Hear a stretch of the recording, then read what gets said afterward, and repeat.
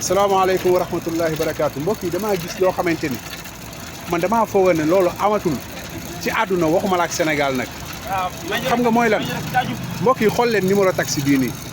xool leen ko gis ngeen mbokk yi numéro bi ñaata la. 25 TK 25. 48. 48. waaw mi ngi nii mbokk yi xool leen taximan la. tijjil ma mbokk yi lii ma gis nii yàlla xam na ko dama ne lii amatul ci àdduna waxuma la ak Sénégal ñun daal dañoo ñëw jël taxi bi jógee ci procès oustaz Omar Sall bi après biñ jëlee taxi bi mbokk bi di imam Malick mbokk bu baax moom tamit ñaan borom taxi bi ne ko dañoo bëgg nga wàccee ñu julli borom taxi bu oyof wàccee ñu julli mbokk yi dafa am lu ci gën a yéeme sax fekk ne ñun fàtte nañ ne sax fay nañ borom taxi bi fay nañ ko ndax ci la jënd gasoil mi ngi ñu war a yóbbu ba Malika xoolal foofu ni mu soree waaye borom taxi bi ñu ñëw ñu fekkaat ko fekk mu gaaree fii mbokk yi loolu yéeme na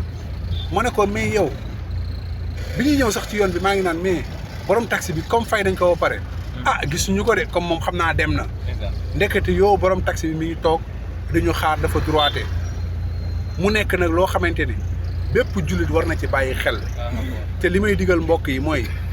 képp koo xamante ni xam nga wala boo gis nga vidéo bii nii nga partagé ko pour ñëpp gis ko ñu roy ci ba pare nag borom taxi bi comme wax naa leen numéro matricule am da ngeen koy jël mu leen di yóbbu ku yiw la ku baax la mënoon na dem ak 6000 francs bi nga xamante ni moom lañ ko fay ba pare du mujj fenn ci àdduna boog laa bëgg a wax boog ndax duñ xamuñu numéro am te tamit duñ ko mën a dabaat waaye nag moom bañ ko waxee loolu dafa ne digganteem ak boroomam lay xool ndax fële ñu jëm amul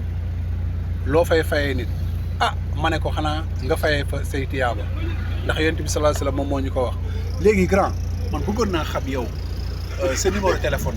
ñaata la ku la soxla 77 413 xàmmee leen ko 30 19 te pourtant boo ko gisee nii da ngay foog ne kii nii gëmul yàlla wala mi ngi noonu daal laa ilaha illallah mais grand yaa baax